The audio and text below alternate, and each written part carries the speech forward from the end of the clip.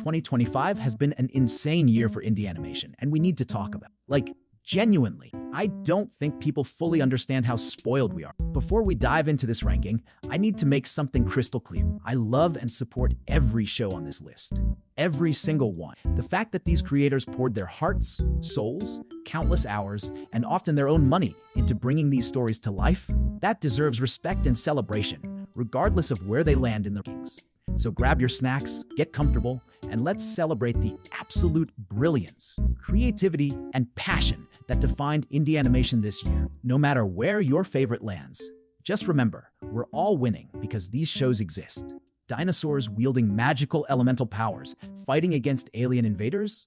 That's Avatar: The Last Airbender meets Jurassic Park. And it's wild that no major studio has ever tried this before. After Power Rangers exploded in the 90s with dinosaur themes and giant robots, I expected this to become a trend, but instead, we're only now getting something like this from an indie creator. That alone deserves respect. This is filling a gap in animation that shouldn't have existed in the first place. The action sequences are incredible. Watching these dinosaurs fight with and without their elemental powers is genuinely thrilling. The cinematic moments hit hard. I've seen major studios with bigger budgets deliver lower quality animation than what's on display here. The pacing is brutally fast, and it tanks the emotional impact of what should be devastating character moments. The biggest issue?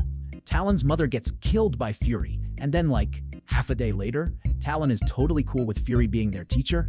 Where's the grief? Where's the rage? Where's the conflict? Aang took multiple seasons to master his abilities, but here these kids train for what feels like a few hours and suddenly they've mastered their new powers. The resolution between Talon and Fury happens way too quickly. It's as if Talon has already completely forgotten that this Spinosaurus orphan, that should be a season-long arc of tension, mistrust, and eventual understanding, not a 10-minute speedrun. This pilot is gorgeous. That unique hand-drawn style, the constantly moving outlines around characters even when they're standing still, the way the color palettes shift depending on location, warm yellows and oranges in the main house, dark purples and grays at Moth's workplace, drab greens at Alice's art school. That's intentional design work that shows a team who understands how color builds tone and atmosphere. The voice acting is also a breath of fresh air. Finally, a pilot that doesn't rely on the same stock list of well-known voice actors. Everyone sounds distinct. And that ending, that slow zoom out revealing the city burning around them while they just exist on top of the sign, that's one of the most powerful visual metaphors I've seen all year. Everything is on fire, everything is chaos, but they're still here, still trying to find moments of joy. That's cinema. The audio balancing is a mess. Sound effects are clipping and overlapping with dialogue, making it genuinely hard to focus on what's happening. Some sounds are cranked way too loud for no reason. 6 minutes is too short for what this pilot is trying to accomplish. The format is simple. Each character explains their bad day. Then they go outside and everything's on fire. That's it. And while that simplicity could work, we don't get enough time to see these three interact as a group. We learn Zoe is unemployed, Moth works retail, Alice is an art student, but their dynamic together? Barely explored. That ending would have hit so much harder if we'd spent more time seeing how they support each other, how they function as a found family. Let me talk about what this pilot does right.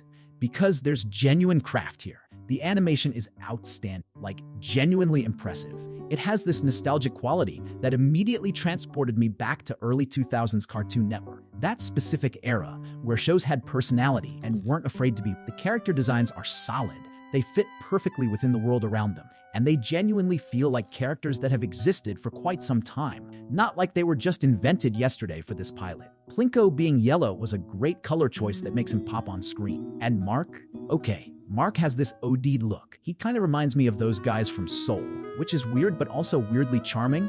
He's got this everyman quality that makes you immediately sympathize with him. And honestly, I felt so bad for Mark throughout this pilot. He's just trying to get through his day, and chaos keeps finding him. The vibe, the humor, the overall charm of this pilot is fantastic. It has personality for days. This show knows what it wants to be, a fun, lighthearted buddy adventure with heart, and it commits to that vision completely. The voice acting, as much as I hate to say it, doesn't quite fit the characters. Plinko feels like he should have a Felix the Cat type voice, something more theatrical and animated. The voice he has isn't bad, it just doesn't match the energy of the character design. Look, I'm not going to sugarcoat this. Outsider trading is rough around the edges. But you know what? There's something so endearing about a show that's bursting with ideas and just goes for it, even when the execution doesn't quite land. This is the scrappy underdog of indie animation, and it deserves recognition for swinging this hard. Let me start with what genuinely fascinated me about this show. The premise is wild. We've got an all-powerful god who is simultaneously selfish and has a vested interest in humanity thriving. That contradiction is so interesting because it's not your typical benevolent deity or malicious demon. It's something more human in its complexity, a being with ultimate power who still operates on self-interest but needs us to succeed for their own purposes. That's a character dynamic I haven't seen explored much in indie animation, and the potential there is astronomical. It's giving cosmic horror meets existential comedy, and I'm here for that energy. The animation style is constantly changing, and honestly, I kind of love that. Yes, it's chaotic. Yes, it's jarring, but it adds this unhinged, unpredictable element that perfectly captures the vibe of a universe where an all-powerful being is pulling the strings. One moment you're watching one style, the next it shifts completely, and that instability works thematically. It feels like reality itself is malleable in the hands of this god character, like we're not supposed to feel comfortable or grounded. That's a creative choice that, while divisive, shows genuine artistic ambition. Alright, let me be real with you for a second. Spice Frontier from Veltigar, it just grabbed me by the collar, you know? Pulled me right into this wild, intergalactic quest that's honestly as charming as it is imperfect. This pilot's got so much heart and flair. Like the animation, it's genuinely impressive, especially when you remember it's indie and powered by Unreal Engine 5. That's a technical marvel that just elevates the whole visual vibe to something fresh and downright exciting. The world building, oh man, it hints at this fascinating universe. And the characters, they still need time to breathe and grow, sure, but they come to life in ways that dodge the usual tired tropes. I found myself actually rooting for this crew as they made their way through Veltigar, even if the story kind of ran out of time before it could really blossom. Now, real talk, it's not perfect. The humor sometimes feels a bit forced, like it's trying too hard to land a punchline mojo. This looks amazing. The style and movement reminds me of Treasure Planet and Titan A. The color, the terrain, the characters and design, the storyline and dialogue, the scenes, the choice of camera movement, angles for the action scenes, the style of drawing of the action happening itself. Absolutely everything that I can think of to critique is bar none amazing in my eyes. I was hooked in the whole time without turning away for anything, excited, nervous, giddy, sitting and thinking throughout the episode of the situation they're in when things are happening before they're shown. Honestly, this pilot is like this weird offbeat little gem that sneaks up on you in the best possible way. From the moment it kicks off, the animation style just grabs you. Those character designs are seriously undeniably cute and quirky, like they were plucked straight out of, I don't know, a dream where a regular show meets the amazing world of Gumball. There's this raw, creative energy simmering just beneath the surface that makes you want to stick around, even when the pacing feels a bit uneven or when the story throws some pretty complex stuff your way. That's a bold move for a pilot, and yeah, definitely earned some head scratches. But honestly, it's that boldness I really respect. The show doesn't play it safe, and that's exactly why it stands out. Yeah, I'll admit the title is kind of misleading. I was expecting something totally different, and that clickbaity twist in the title kind of caught me off guard, but honestly, that only made me more curious to see what it was really about. When it comes to humor, Get Fatter Now walks this really fine line with some edgy jokes that might, raise a few eyebrows, including those surprise racial slurs. I totally get why some folks might find that jarring, but strangely, it never felt like it derailed my overall enjoyment. It was an odd choice, sure, but it somehow fits perfectly into that irreverent, we don't care vibe the show carries. But hey, as a pilot, it plants some solid seeds for growth. It's funny, quirky, and creative, in a way that indie animation sometimes just struggles to be. The imperfections? Oh, they're there, no doubt. But honestly, they just make the charm more authentic. Listen, this show gets it. This is Toy Story meets fandom culture, and that concept alone is so universally relatable that I felt seen in ways I didn't expect. We've all been Pip at some point. That teenage girl surrounded by posters and merch, drawing our favorite characters at 2 a.m., living and breathing whatever hyperfixation has consumed our soul that week. The premise of fan art coming to life at night is the ultimate fantasy for anyone who's ever been even a little bit geek, and watching these characters literally claw their way out of the pages to appreciate Pip's growing art skills, that hit me right in the nostalgia. Let me gush about what this show does right, because there's so much to love here. The character design is genius. Each character represents a different art style and era of fandom. Sosuke is your edgy Naruto-inspired ninja who only speaks Japanese because Pip refuses to watch the dub. Princess Albi is the classic 2D Disney princess who's terrified of being replaced by 3D princesses. Lin is the Adventure Time-inspired cute monster, and Giorgio is the Japanese dating sim detective from Ace Romance.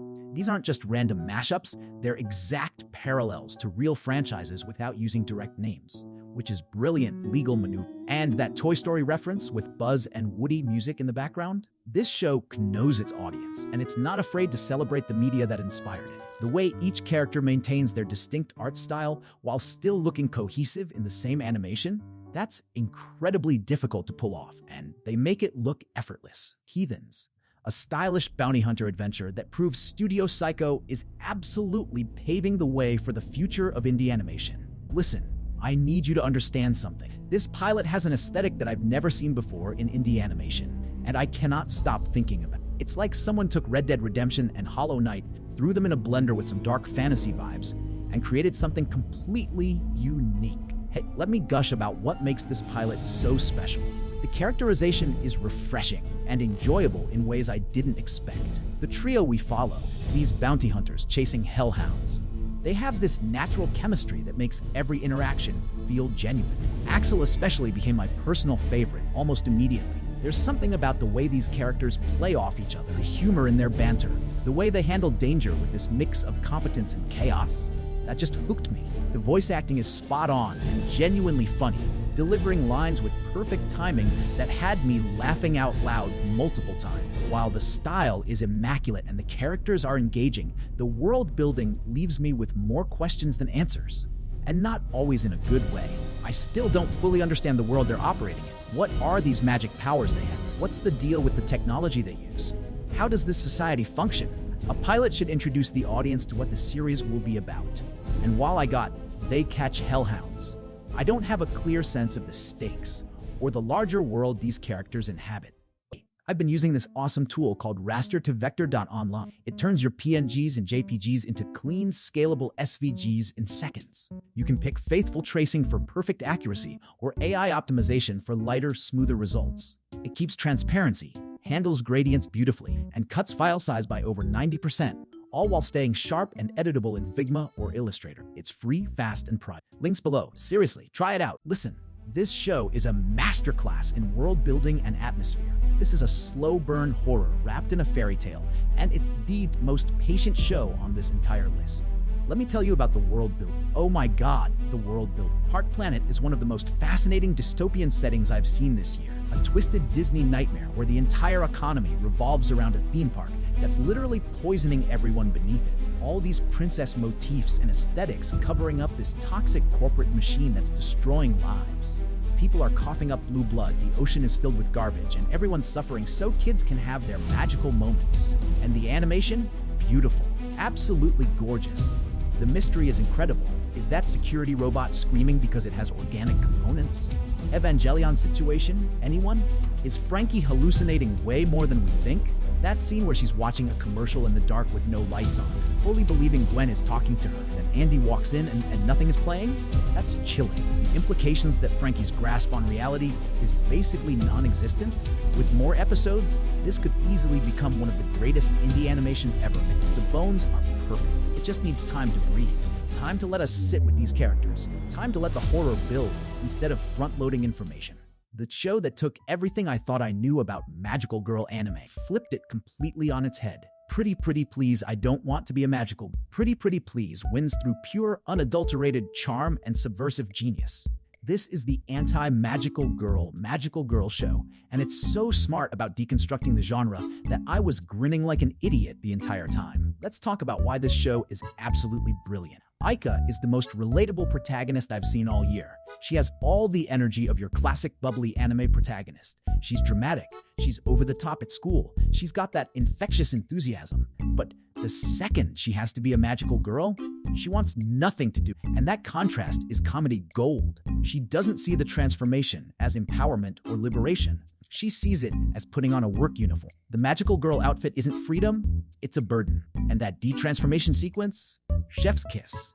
The fact that they put more effort into animating her changing back into regular clothes than the actual magical girl transformation is the most perfect visual storytelling I've seen. It tells you everything you need to know about her character without saying a word. And that lead pipe scene? Oh my god, the lead pipe scene. The animation quality spikes just so Aika can absolutely demolish Eclipse with a pipe, and I was crying laughing. It's such a perfect encapsulation of her character. She'll put in effort when it comes to ending this magical girl nonsense as quickly as possible, but don't expect her to be enthusiastic about the actual hero stuff. But what really makes this show number 2 material is the relationship between Aika and Zira. These two are so wholesome it makes my heart hurt. They're both such genuine fans of each other. A magical girl, a real high school loser, and that mutual excitement is so pure and adorable. The premise is so well established from frame 1. Every character has a clear personality and role. The dialogue is consistently hilarious. The humor lands every single time. And that ending song?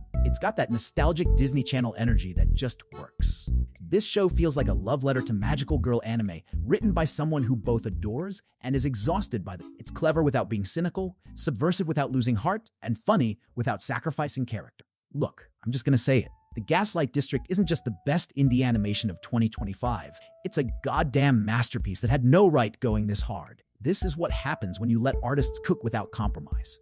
You get the most fluid, jaw-dropping animation I've seen in indie circles all year. Every frame moves like poetry written in blood and shadows, with stop-motion-inspired stutters that make the violence feel visceral and real. The action sequences don't just flow, they dance. And the designs? Holy shit, the designs. This gothic, Tim Burton meets Psychonauts aesthetic is so uniquely twisted and beautiful that I literally paused just to absorb the background details. These characters look like they crawled out of a fever dream, and I mean that as the highest compliment. The fact that everyone celebrates killing a baby? This gothic humor goes so unbelievably hard that it makes every other edgy show look like it's playing pretend. The story doesn't just flow well, it demands you keep up or get left behind. Yeah, it's fast, yeah, it's dense. But that breakneck pace made me feel like I was on a heist with adrenaline pumping, no time to breathe. Ken and Mel's dynamic is the beating heart underneath all that gorgeous gore. A dad with brain damage and anger issues trying to protect his human daughter in a city that would tear her apart. He knew the truth. That pinky promise moment hit different because we know the stakes. We know what Ken's willing to do, who he's willing to kill, to keep Mel safe. And Mel? She's unhinged in the best way. The only living thing in a dead world, and she's somehow the most dangerous person in the... This is what indie animation should be. Bold, beautiful, and absolutely batshit insane. The Gaslight District isn't just my #1 indie show of 2025. It's the show that reminded me why I fell in love with animation in the first place.